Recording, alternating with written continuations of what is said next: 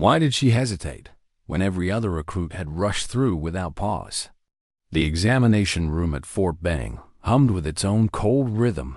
Fluorescent lights buzzed overhead, casting harsh white shadows across the linoleum floor. Sterile, impersonal, the kind of place where nothing was supposed to surprise anyone anymore. Staff Sergeant Rebecca Chun had been in this room for 15 years, processing wave after wave of fresh recruits, 3,000. Maybe more. She had seen bodies mapped by gang tattoos, arms scarred from old battles with depression, torsos marked by childhood surgeries. She thought she had seen it all, thought nothing could shake her practiced composure. But then Maria Vasquez stepped through the doorway, 19 years old.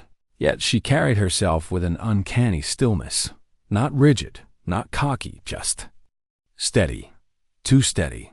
Her dark hair was pulled back into a neat ponytail, and her white t-shirt was pressed, almost immaculate, like she had prepared it for this very moment. But it wasn't the clothes. It was her eyes, eyes that didn't belong.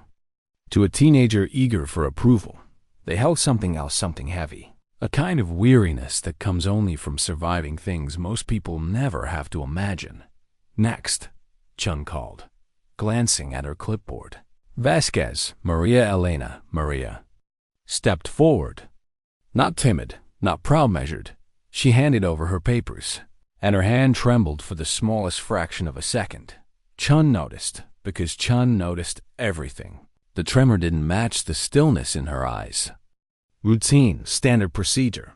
Chun spoke with her usual professional efficiency. I'll need you to remove your shirt for the torso inspection. You can keep your bra on. It was the same sentence she had spoken 1,000 times. And usually, the recruits didn't think twice. Shirts came off quickly, sometimes with bravado, sometimes with awkward laughter, sometimes with the red cheeks of embarrassment. But Maria froze. Her hand lingered at the hem of her shirt, unmoving. Is there a problem? Chun asked, softening her voice. Years of experience had taught her the difference between modesty and something else, something darker. Like trauma, Maria's reply came quiet. No, ma'am. No problem. But her hands still didn't move. And then the door opened. Colonel James Davidson stepped inside, the air shifting with him. 52 years old. Silver hair, 6 feet tall. His presence filled the sterile room with something more intimidating than authority. It was gravity. He had pulled bleeding soldiers from burning vehicles in Iraq. He had delivered folded flags to families in neat suburban driveways. His reputation preceded him everywhere. Normally, recruits found comfort in his presence. Normally, how are we doing in here, Sergeant Chun? His voice carried command the way steel carries weight. Just beginning the physical examination, sir, Chun replied, and turned back to Maria. Whenever you're ready. Maria's eyes flicked between Chun and the colonel. For just a second. She looked almost like a child again, vulnerable, fragile. But then, she inhaled, straightened her shoulders, lifted her chin. I need you to know, she whispered, that what you're about to see. It's not what you think, Chun frowned. What do you mean? But Maria didn't answer. She gripped the hem of her shirt, and in one swift motion, she pulled it up to just below her bra line. The room fell silent. Chun had been wrong. She hadn't seen everything. The scar across Maria's abdomen was unlike anything she had ever witnessed in her career. Not the neat trace of a surgeon's knife, not the jagged chaos of an accident. No, this was deliberate, calculated, cruel, thick ridges of scar tissue, roped across her skin, beginning beneath her left rib and carving downward in an angry path toward her hip. The wound had been inflicted with knowledge someone had cut to hurt. To mark, but not to kill. A scar designed not just to wound the body, but to own it. Chun's clipboard slipped from her hand, clattering against the floor. Behind her, she heard the colonel inhale sharply, then step back, boots scuffing against the sterile tile. When Chun looked at him, she saw a man who had faced the worst of combat turn his head away, his jaw clenched, his fists curling tight. Dear God, he muttered, voice raw. What happened to you? Maria stood perfectly still, her shirt still lifted, her gaze fixed not on them, but on some invisible horizon beyond. Her breathing was steady, deliberate, like someone who had rehearsed this moment over and over. Bracing for it. I survived, she said. Her voice carried no self-pity, no trembling weakness, only truth. And now I want to make sure others survive too. Chun forced herself to look at the scar again, to really look. Her medical mind cataloged it automatically. The depth, the healing, the lack of proper care. But her human heart, the part of her that was a mother, a sister, a woman, felt something break. This wasn't just a wound, it was a statement, flesh carved into testimony. The silence stretched, heavy, suffocating. The scar hovered between them like a weapon aimed at their humanity. You can put your shirt down, Chun finally whispered, her voice softer than it had been all morning. Maria lowered the fabric carefully, smoothing it with precise movements, not embarrassed, not ashamed, almost relieved like she had been. Carrying the weight of this secret for too long. I suppose you'll want the full story, Maria said, her tone steady but edged with something hollow. Colonel Davidson turned back toward her, pale but composed. Only if you're comfortable. Sharing. Maria let out a sound that almost resembled a laugh. Almost. Comfortable isn't really a word I use anymore. Sir, but you need to understand what you're dealing with if you're going to decide whether I belong here. Chun pulled a chair closer. She knew this wasn't a medical exam anymore. This was something else entirely. Take your time, Chun said softly. Maria's gaze fell to her hands, folded tightly in her lap. Her breathing slowed, controlled. Another coping mechanism. I was 17, she began. And with those 3 words, the room changed. Her voice didn't waver, but beneath the even tone, Chun could hear something else, a discipline. The way Maria measured every breath, every syllable, as if mastery over her own story was the only control she had left. My family had moved to El Paso when I was 15, but my grandmother was dying in Juarez. My mother couldn't get time off work. So I went alone to say goodbye. She paused. I'd made the trip dozens of times. It was supposed to be safe routine. Her words hung in the air, fragile as glass. I never made it to her house. 3 men, a van, a warehouse outside the city, other girls, some as young as 14. Some barely older than her, American citizens or girls with families in the States. Valuable merchandise. Colonel Davidson's jaw clenched tighter. Chun could see the pulse beating hard in his temple. Human trafficking, Maria confirmed. Quietly. Not just sex, forced labor, drugs, laundering. They had everything. A network too big for local police. Too powerful for anyone who wasn't willing to see the truth. How long? Chun's voice broke against the silence. 8 months, 2 weeks, and 3 days. The precision of her answer was chilling. Every day counted, etched into her memory like a tally carved in the prison walls. And the scar? Maria lifted her shirt again, just enough to show the lower edge. Her expression never changed. My 3rd escape attempt, they called it the lesson. A punishment meant to break me without killing me. They used a machete. They knew exactly how deep to cut, exactly how to avoid the organs, enough to make me live with it, enough to remind me that I belonged to them. Her words didn't shake, but her eyes were fire. And he told me, she continued, that every morning I would look at this scar and remember I wasn't free, that I would never really escape. Colonel Davidson's knuckles were white, his breath heavy, Maria's voice hardened. He was wrong. Chun couldn't move. The details, the machete, the precision, the cruelty pressed against her chest like a weight she couldn't exhale. Who did this to you? Davidson's voice was hoarse, stripped bare of his usual command. Maria's gaze didn't flinch. A man they called El Carnicero, the butcher. He was their enforcer. Discipline was his art. Her lips tightened, but her eyes didn't waver. He told me I was his canvas, that my scar would be my leash, that even if I escaped, he'd already branded me forever. The colonel turned his head again, as if looking at her too long would unravel him.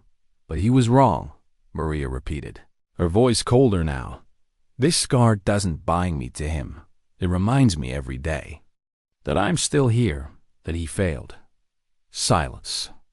Just the faint hum of the lights. How did you get out? Chun asked softly. Maria's voice shifted, steadier, as if rehearsed. An FBI Mexican federal police raid.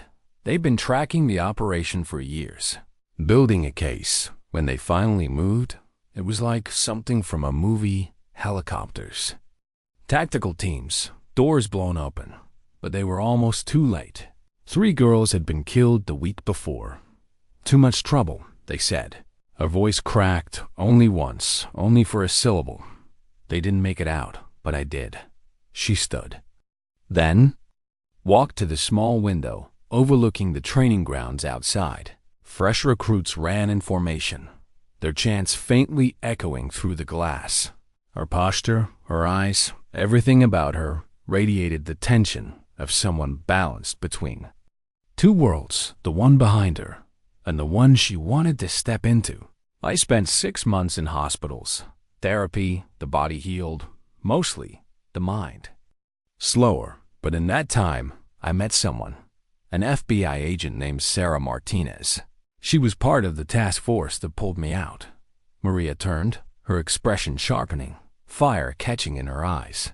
She told me the truth, that the network I'd seen was just one branch, that there were hundreds of other warehouses, thousands of other girls, that the people running these operations were smart, sophisticated, and that they'd keep going unless someone who understood them from the inside fought back.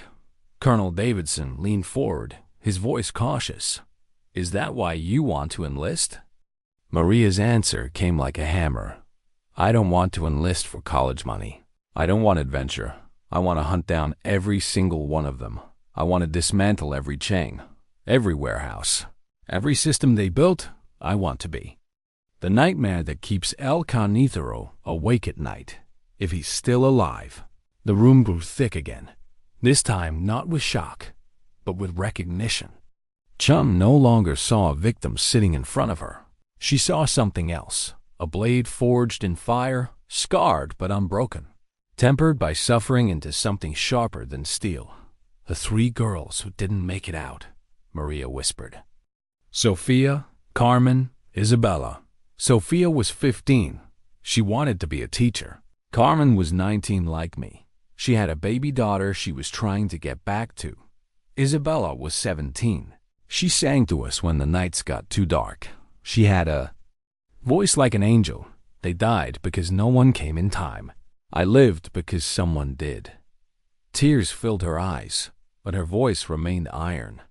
Now I want to be the someone who comes for the others. Colonel Davidson studied her in silence. Not the scar, not the trembling hands, but the eyes. Eyes that didn't blink.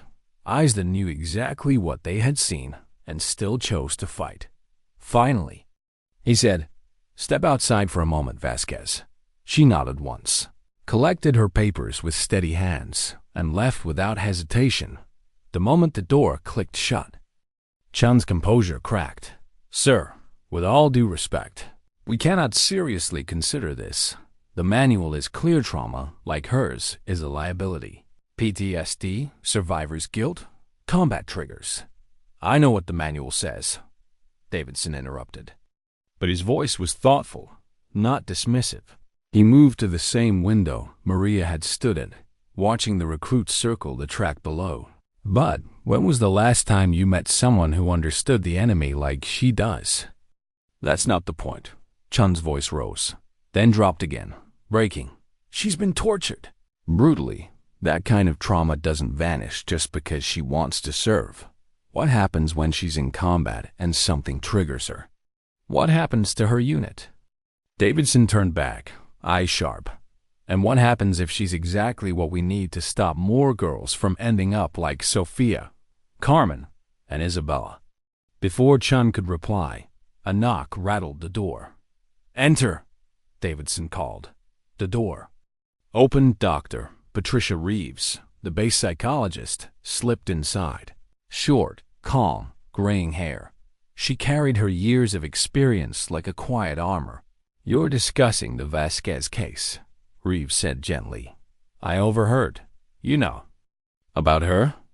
Chun frowned. Reeves closed the door. "I've been following her for 2 years, consulting with her civilian therapist, with her permission, of course. And I can tell you this, in 25 years of practice, I've never seen someone recover from trauma like hers.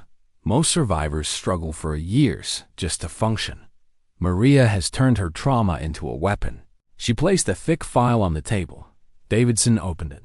Inside, pages of test scores, evaluations, behavioral analyses. "These scores," he murmured. "Stress tolerance, situational awareness, threat assessment, emotional regulation. Top 1%. She doesn't just understand what happened to her," Reeves said. "She's weaponized it. The FBI's been trying to recruit her for 2 years. She refused. She insists on military service first, because she believes dismantling these networks requires precision, discipline, force." Chun shook her head slowly. "Or because she wants revenge. And revenge isn't the same as serving your country." Reeves' reply was quiet but heavy. "Isn't it, when the enemy is still out there? When they're destroying American lives? When she has the knowledge, the resilience, and the will to fight them in ways no one else can." Outside, movement caught their eyes. Recruits had stopped their run. Someone had collapsed. Heat exhaustion, maybe. A cluster gathered around, confused, and then a figure broke from the waiting area. Maria. She dropped to the ground beside the recruit, checking his pulse, barking orders in English and Spanish. Shade, water, run for medics. Within seconds, she had the chaos turned into a team effort. Others followed her without hesitation. "She's had training," Reeves said. "Medical, trauma care, crisis response.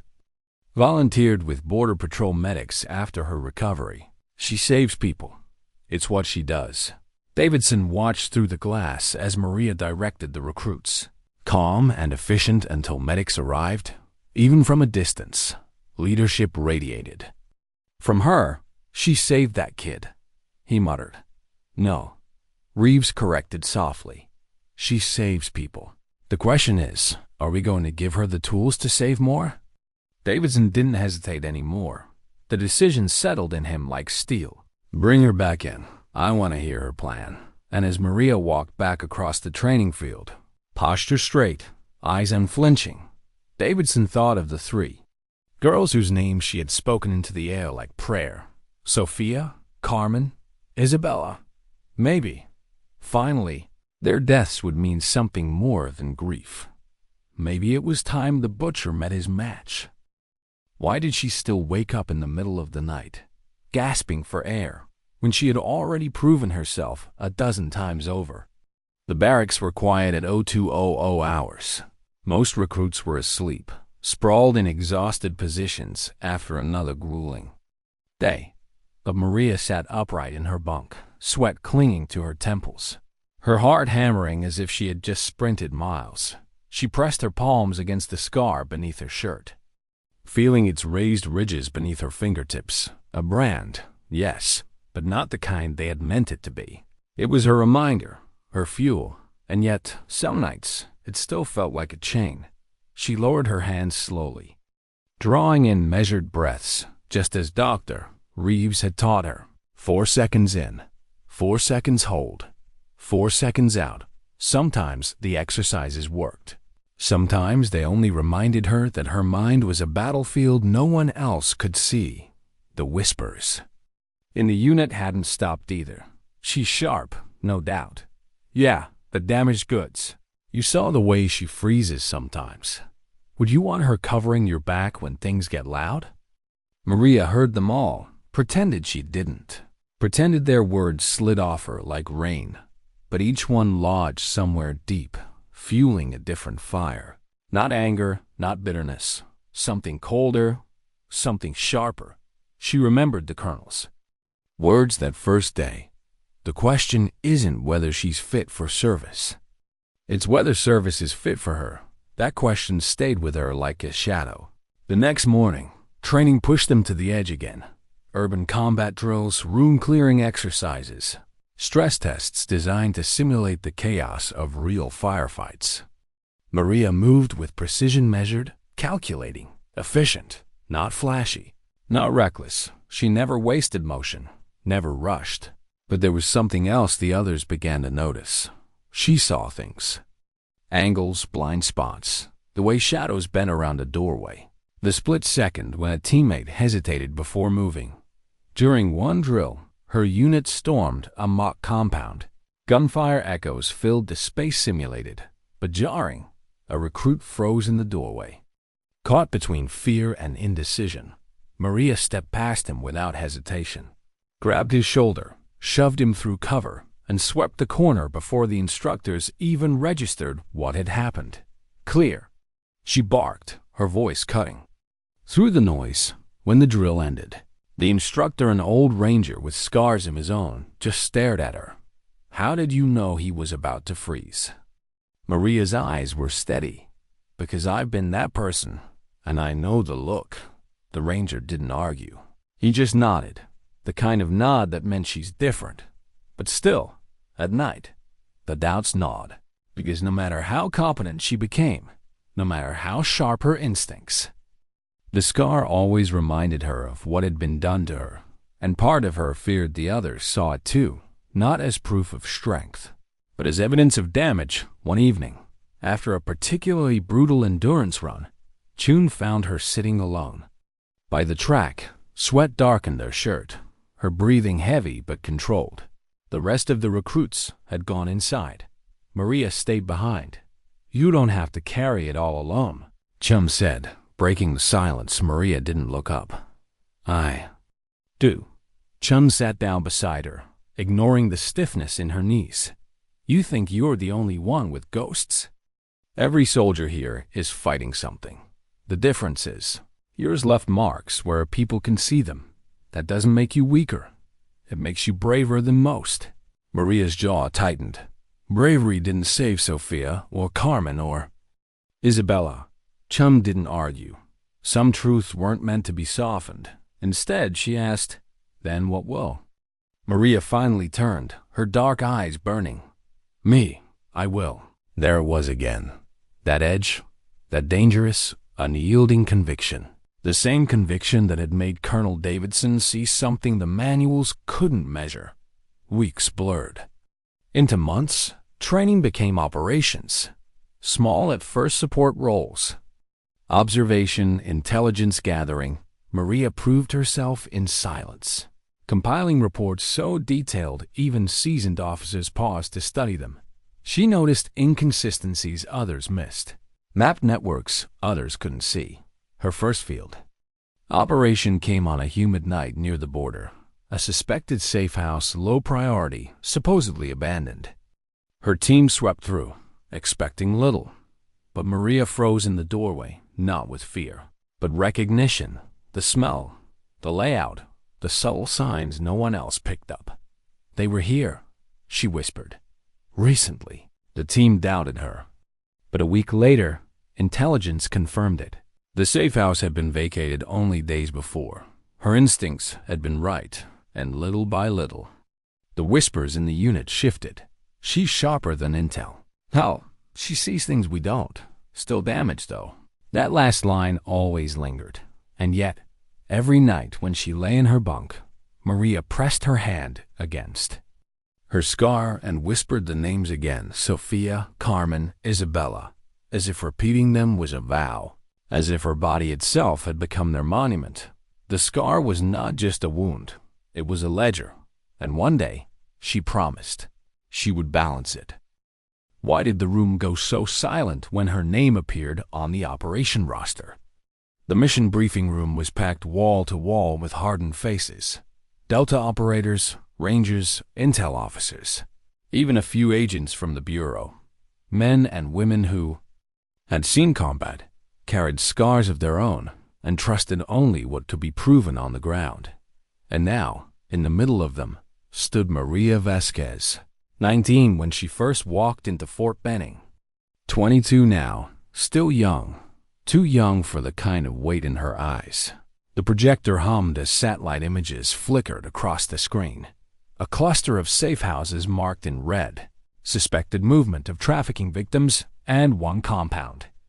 Circled in white, Colonel Davidson stood at the front, his presence commanding the way it always did.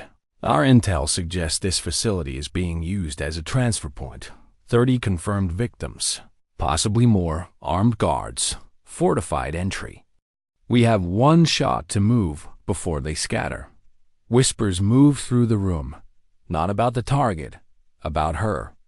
Why is she here? Someone muttered under their breath. Consultant? Observer? Another voice. She's not even cleared for half the gear we carry. Davidson let the whispers run their course, then spoke with quiet finality. Lieutenant Vasquez will be briefing you on the operational layout. The silence that followed was heavy, almost hostile. Maria rose from her chair, unhurried. She didn't raise her voice. She didn't posture. She simply walked to the front, clicked the remote in her hand, and shifted the screen. This isn't just another compound, she said evenly. Look here. She zoomed into the map, highlighting a side structure almost invisible in the satellite imagery. That's where the girls will be held. Guard rotations are staggered every 40 minutes, not 30. They rely on chaos to keep them hidden, not order. And if you breach the front, you'll never reach them in time. They'll be moved through the tunnel system here, and you'll find nothing but empty rooms. A ranger captain narrowed his eyes. And you know this how? Maria didn't flinch, because I've been inside facilities like this one. I know how they think, I know how they punish, and I know what they fear most. The room went still. No one moved, no one spoke. The weight of her words pressed down on them all. Davidson studied the faces of the operators. Some looked skeptical, others curious, but none dismissed her now. Maria clicked to the next slide photos of known traffickers, cross-referenced with FBI dossiers. These aren't just criminals. They're businessmen, logistics experts. They study our movements the same way we study theirs. You can't fight them with brute force alone. You have to fight them with precision. Her voice didn't rise. It didn't need to. Every sentence cut like glass measured, steady, undeniable. When the briefing ended, the operators filed out slowly, some still whispering, others casting lingering looks at her. Not respect, not yet, but not dismissal either. Something in between, as the room emptied. Chun lingered by the door. She watched Maria gather her papers with the same deliberate care she always carried. You had them, Chun said softly. And then you lost them, but you'll get them back. Maria glanced up. I don't need them to believe me. I just need them to follow me long enough to see I was right. Her tone was flat, but her eyes carried something more, a quiet defiance, a willingness to bear the skepticism alone if it meant lives would be saved. Later, in the dim barracks, Maria sat with her rifle disassembled on the table in front of her. Piece by piece, she cleaned it with meticulous precision. Not because she doubted its function, but because the ritual calmed her mind. Every stroke of the cloth, every click of metal, anchored her. Her scar itched beneath her shirt, as it always did before missions, a phantom ache. She pressed her palm against it, closing her eyes, and again, she whispered the names, Sophia, Carmen, Isabella. She remembered Isabella's voice, singing in the dark. Remembered Carmen's tears when she whispered about her baby daughter. Remembered Sophia's quiet hope that maybe someone would come for them. They hadn't made it, but others might. Her hand lingered against her scar as she whispered into the scar, as she whispered into the safety. Empty room. I'll carry you with me always. The following night, they boarded the aircraft. Rotor blades thundered against the sky, drowning out voices. The team moved with quiet efficiency, securing gear, checking weapons. Maria sat near the rear, silent, eyes fixed on the horizon outside. One operator across from her leaned in, raising his voice above the roar. "Hey, Lieutenant." She looked up. "If you're wrong, this whole thing goes south in minutes." Her reply was calm, almost eerily calm. "Then I can't be wrong." The operator stared at her for a moment, then leaned back, studying her like someone who couldn't decide if she was reckless or unbreakable. As the aircraft banked toward hostile airspace, Davidson watched her from the cockpit. He remembered the first day in the exam room, the scar, the silence, the weight of her words, "I survived. Now I want to make sure others survive too." He had questioned it then. He didn't anymore. What he questioned now was something harder, something that gnawed at the edges of his thoughts. Not whether Maria could save others, but whether the fight she carried in her would one day consume her whole. And in the deafening thunder of the rotors, Maria pressed her hand to her abdomen, steady and deliberate. She wasn't afraid. She wasn't hopeful. She was something else. Entirely determined. The scar was no longer her wound. It was her compass, and it was pointing straight into the fire. Why did the night feel heavier than usual, as if the darkness itself knew what waited ahead? The aircraft engines cut through the humid air, rotors pounding the silence into submission. Below them stretched miles of forest, jagged shadows of trees, moving like restless waves. The compound waited somewhere beyond the horizon, a place where screams were silenced by walls, where children disappeared into statistics no one wanted to count. Maria sat with her rifle across her lap, her hand pressed lightly against her scar beneath the fabric of her shirt. Not for comfort, for clarity. Each vibration of the aircraft rattled through her bones, but her mind was steady. This wasn't about nerves.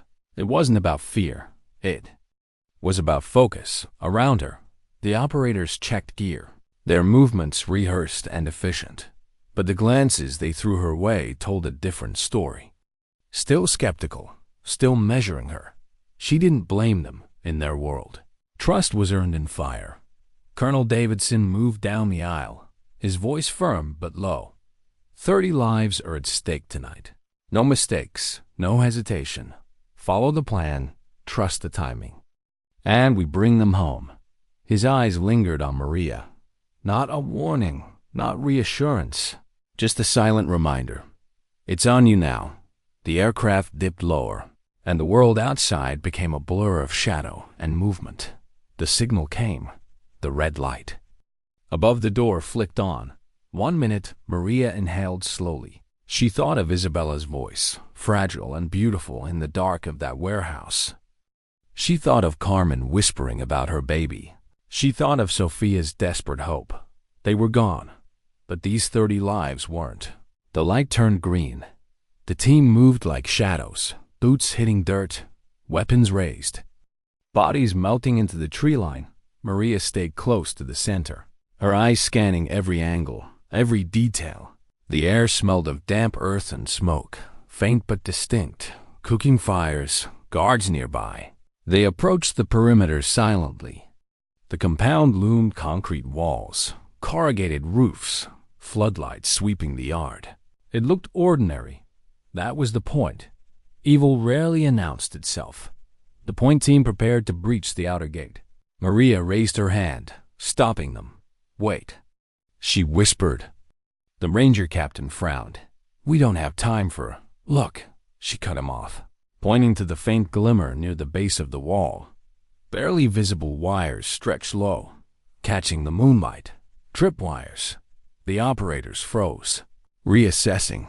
Davidson's eyes flicked to her. A subtle nod of acknowledgement. The team adjusted, slipping past the traps. Moving with renewed caution, Maria's heart pounded, not from fear but from confirmation. The enemy was ready, waiting inside the compound. Everything was too quiet. Guards patrolled, but their patterns were sloppy meant to distract, not protect. The real danger lay deeper. Maria could feel it. They split into 2 elements, one moving toward the main building, the other circling to the side structure Maria had identified. She moved with the second group. Her scar burned beneath her shirt. As if her body knew what lay inside, they breached the side door. The smell hit her first. Sweat, fear, the metallic tang of old blood. In the dim light, she saw them. Girls, young, huddled together on the floor, their eyes wide and hollow. Some clutched each other. Some didn't move at all. Us. Military. One operator whispered urgently, "You're safe. We're here to take you home." But the girls didn't react, not at first, because safe was a word they no longer believed. Maria stepped forward, lowering her weapon, her voice soft but firm. "Estabine, somos nosotros, no van a hacerlos daño. Yo sé lo que es estar aquí." Her Spanish was clear, calm, but more than the words, it was her tone, her presence. Something in her eyes that told the girls she wasn't just a soldier. She was one of them. One girl, no older than 15, stared at Maria's scar where her shirt clung tight against her abdomen. Her lips trembled. Tambien." Maria nodded slowly. "Say, yo tambien." And something shifted. The fear cracked. The girls began to move, hesitant at first, then desperate. The operators moved quickly, organizing them, preparing for extraction. But Maria kept her eyes on the doorway. The quiet still felt wrong. Too wrong. Then she saw it. A shadow moved across the yard. A tall man directing guards. His voice sharp, commanding. The others might not have recognized him, but she did. The scar across her stomach burned. Like fire, El Carnicero, the butcher. Maria's grip tightened on her rifle. Her breath caught, but she forced herself to stay rooted. This wasn't the moment. The mission was the girls. She whispered to herself, steady, deliberate. Not tonight, but soon. Gunfire erupted outside. The trap had sprung. Guards pouring into the yard, shouting, weapons blazing. The operators responded instantly, returning fire, covering the extraction. The chaos was deafening. Shouts, the crack of rounds hitting concrete. Inside the holding room, Maria shielded the girls with her own body, shouting for them to stay low. Dust fell from the ceiling as rounds struck the walls. One girl whimpered, another sobbed. Maria's heart pounded, but her voice stayed steady. "You're going home? Do you hear me? You're going home." When the team finally signaled all clear, the compound was in shambles. Several guards lay motionless in the dirt. Others had fled.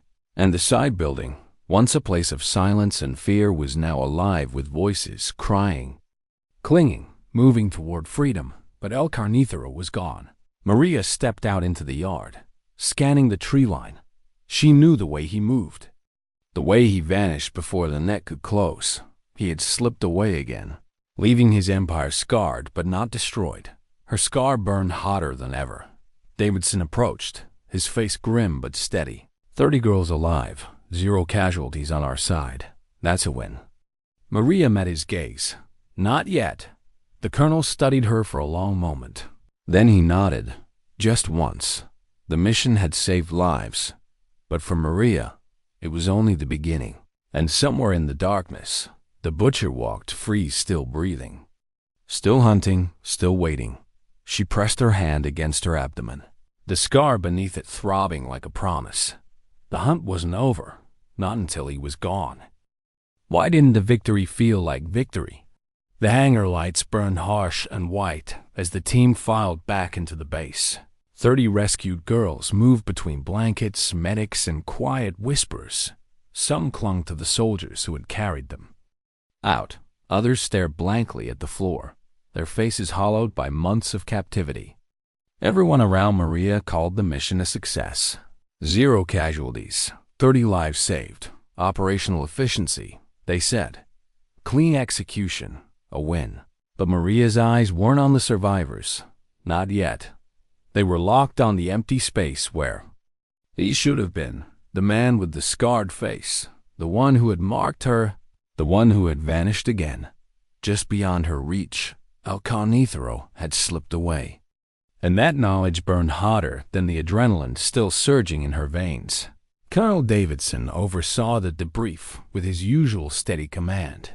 The operators gave their reports entry. Breach, engagement. Each voice carried professionalism, precision. When it came to Maria, silence filled the room. The eyes on her were different this time. No longer skeptical, no longer dismissive. Measured, curious.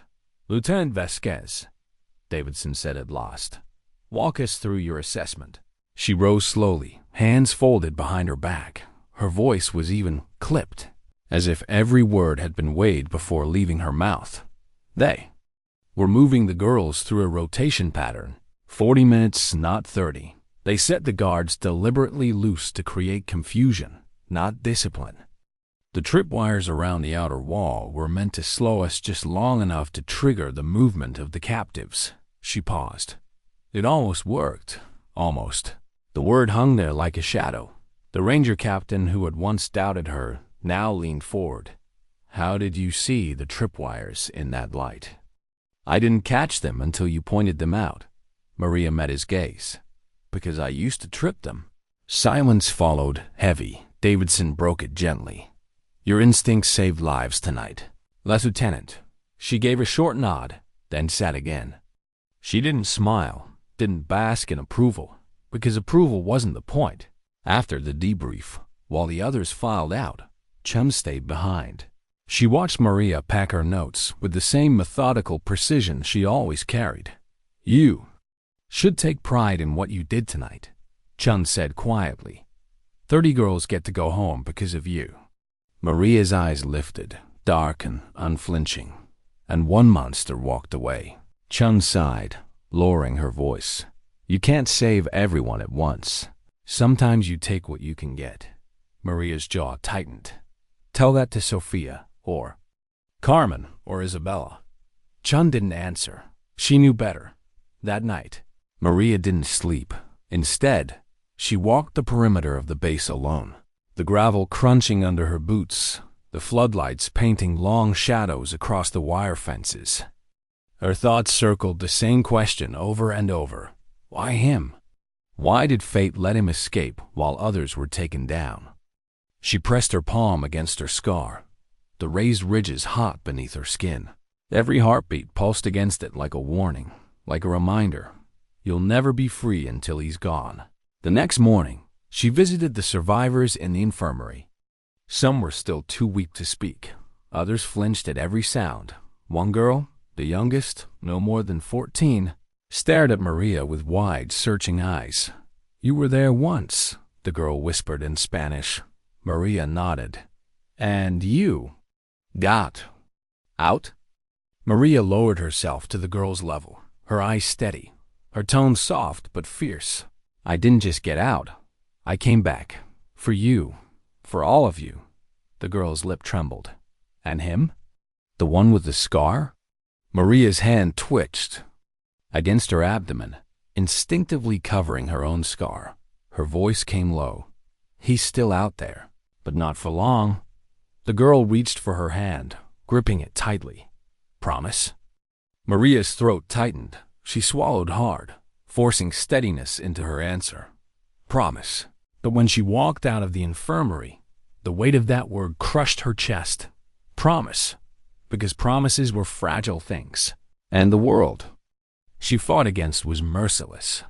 In the weeks that followed, the unit began to change around her. The operators no longer looked at her with open doubt. Some even sought her input. A ranger asked her to double-check an intel photo.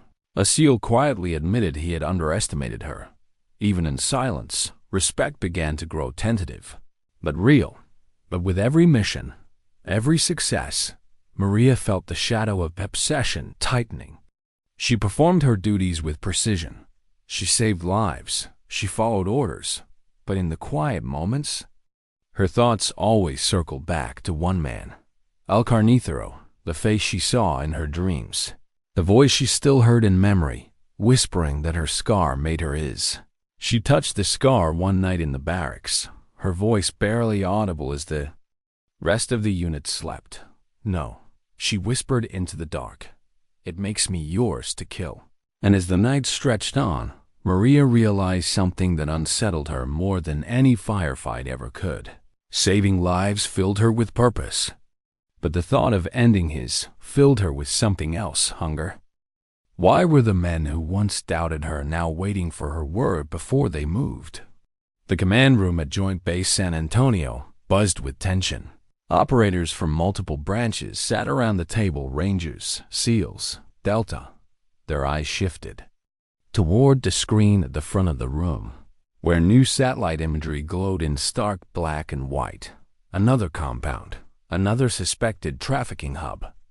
Maria stood at the head of the table. Not the colonel, not the FBI liaison, Maria. 3 years earlier, she had been a trembling recruit, lifting her shirt in a sterile exam room to reveal a scar that made a colonel look away. Now, her scar was not a secret. It was a standard, a symbol, a reminder of what they were fighting. She clicked the remote, her voice low but steady. We've dismantled 6 of their facilities in the past 8 months. This one is different. Higher security, shorter rotation cycles. We believe El Carnicero himself has moved into this compound. The room fell silent at the name. Maria zoomed in on the image. Red markers traced guard towers, tunnel exits, choke points. Her notes were meticulous, her delivery precise. She didn't speak like an analyst. She spoke like someone who had already walked through those walls, memorized their traps, smelled their fear. A Navy SEAL leaned forward, breaking the silence. If he's really there, why not bomb the place? Wipe it clean. Maria didn't flinch. Because they'll move the girls first. Because that's how he operates. He uses lives as shields. Because he knows we value them, and he doesn't. Her gaze swept the room. Every word carried weight. We don't win by killing him. We win by saving them, and then making sure there's no place left for him to hide. There was no argument. Colonel Davidson watched from the back, his arms crossed, pride tempered with something else concern. He had seen soldiers sharpen themselves into blades before. Blades could cut, but blades could also break. After the briefing, Maria stayed behind, studying the photos again. Alone, she let her fingers drift toward her abdomen, tracing the scar beneath her uniform. The lines felt harder, sharper, as if the very mention of his name awakened something in her blood. You will face him soon. The thought didn't frighten her. It steadied her. Days later, on deployment, Maria's leadership became undeniable. They moved through thick jungle, the air heavy with moisture, insects whining around them. The terrain slowed them. Visibility was poor. Yet Maria seemed to cut through the uncertainty with ease. She noticed things the others missed. The bent grass that revealed a patrol had passed recently. The faint sound of chains rattling inside a transport truck, hidden beneath camouflage netting. When the team hesitated, looking to one another for cues, their eyes inevitably landed on her, and she gave direction, quick and firm, without hesitation. 2 on the left, cover the ridge. We breach in 30 seconds. Quiet entry, no unnecessary noise. They didn't question her anymore. They just moved. That night, after another raid freed 12 girls, Chun sat beside her at the edge of the camp. The air was thick with smoke from cooking fires. The low murmur of rescued voices drifting in the dark. You know what they're calling you? Chun asked softly. Maria glanced over. What? The girls, the ones we pull out. They call you La Sombra Blanca, the White Shadow, because you appear when the darkness feels endless. Maria was silent for a long moment. Then she shook her head. They should call me something else. What? The scar. Chun studied her. That's not what they see. Maria's gaze turned toward the tree line, where the jungle swallowed the horizon. It doesn't matter what they see. It matters that he knows I'm coming. And then, in the weeks that followed, something strange happened. Intercepted radio chatter began to reference her, whispers among the traffickers. Operators listening in translated hurried Spanish from the enemy's side. She's hunting us. She never misses. The girl with the scar. El Carnicero's men were afraid of her. It was Davidson who first acknowledged it aloud. During a late-night strategy session, his voice low, reflective. "You realize what's happening, don't you?" he said. "You're not just disrupting them. You become their ghost story." Maria's reply was quiet, unshaken. "Good. Let them be afraid. Let them wonder if tonight is the night I walk through their door." But when Davidson left the room, Maria stayed behind, staring at the maps. Her hand rested against her scar again, her breathing slow and deliberate, because fear wasn't enough. Fear could scatter them, but fear could also drive them deeper underground. Harder to reach, harder to break, and she didn't want fear. She wanted him, the one who had carved her body into a message and told her it would define her. She whispered into the empty room, her words more vow than sound. "You define nothing. I'm the end of you." Outside, the night pressed close against the walls. Somewhere beyond the darkness, El Carnithero still breathed, still commanded, still believed himself untouchable. But now, even in his sleep, he would wonder if her shadow was waiting just outside his door. Why did the jungle feel quieter than usual, as if the world itself was holding its breath? The compound rose out of the trees like a wound on the earth-corrugated metal. Concrete, armed guards pacing the walls. Intelligence had confirmed it. This was no satellite guess, no false lead. This was his place. El Carnithero was here. Maria crouched in the underbrush, night vision goggles painting the world in shades of green. Around her, the team waited for her signal. They didn't ask questions anymore. They didn't hesitate. When Maria Vasquez said move, they moved. Her scar burned against her chest, hotter than the humid air, tighter than the vest strapped across her torso. Every breath felt like a countdown. Davidson's voice crackled in her earpiece. "Lieutenant, we're green, your call." Maria's lips pressed into a line. This was it. Execute. The team surged forward, silent shadows against the dark. Suppressed fire whispered through the night, the guards dropping before they could. Even raised alarms, explosions tore through the outer wall, breaching points opening like wounds. But Maria didn't follow the main force. She slipped along the eastern corridor, her body moving like memory. She knew the layout. She knew where he would be. Her steps echoed against concrete floors as she moved deeper inside. The sounds of gunfire and chaos pulsed distantly, muffled by thick walls. Then she found him, standing in the center of a dim office, pistol in one hand, radio in the other. Taller than she remembered, thicker, his face scarred by years of violence. But the eyes, the same cold eyes that had watched her bleed and told her she would never be free. El Carnithero, his gaze landed on her, and for a flicker of a second, recognition cut through his composure. "You," he spat, his voice rough, disbelieving. The girl, Maria's rifle leveled steady, her voice a whisper, not a girl anymore. The room seemed to shrink around them. He smirked, even as sweat slicked his brow. "I made you. That scar. That's me. Every day you look in the mirror, you see me. You think you hunt me? No, you carry me." Her breathing slowed, measured. The scar beneath her vest throbbed. He was trying to own it again, trying to turn her flesh into his victory one last time. Maria stepped closer, rifle never wavering. "You're wrong, this scar isn't yours. It's the map that led me back here, and it ends tonight." He raised his pistol faster than memory had warned. But Maria was faster. One shot cracked through the silence. His weapon clattered against the floor, his body folding into the chair behind him. The great butcher, the man who had once believed himself untouchable, now clutching at his chest, gasping. His power draining into the dirt, Maria approached slowly, deliberate. The scar on her abdomen burned, not with pain, but with release. El Carnithero coughed, his voice breaking. "You'll never stop it. Another will rise, always another." Maria crouched low, her rifle steady, her eyes unblinking. "Then I'll keep coming, for every one of you." until there's nothing left but names. His eyes widened, not from fear of death, but from the realization that he had lost, not to a bullet, not to the military, to her.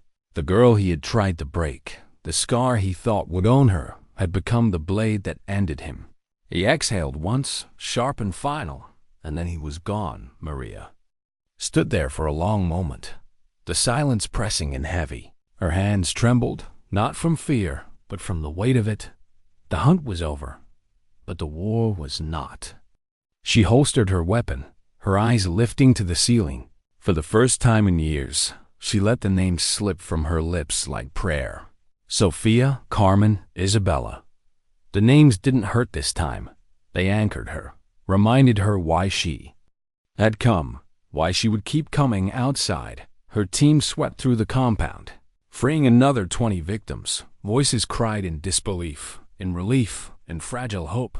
And as Maria stepped out into the humid night, the girl saw her first, the scar beneath her vest outlined by sweat. Her eyes sharp and steady. One of them whispered, barely audible, "La Sombra Blanca." The white shadow. Maria didn't smile, didn't bow her head. She just kept moving, guiding them out into the safety of the night, as if it was the only thing she had ever been meant to do. Later, back at base, Davidson found her alone by the runway. The sky above was just beginning to pale with the first hint of dawn. "You did it," he said quietly. Maria's eyes stayed fixed on the horizon. "I finished him." Davidson's voice softened. "That scar, it doesn't own you anymore." For the first time in years, Maria touched her abdomen, not with hatred, not with pain, but with something else. "Acceptance." "It never did," she whispered. "It just pointed me here." They stood in silence, the sound of distant engines rumbling against the sky, and in that stillness, Maria felt something break open inside her. Not victory, not peace, but clarity, because survival was never the end. It was the beginning, and sometimes dignity doesn't speak, it simply acts.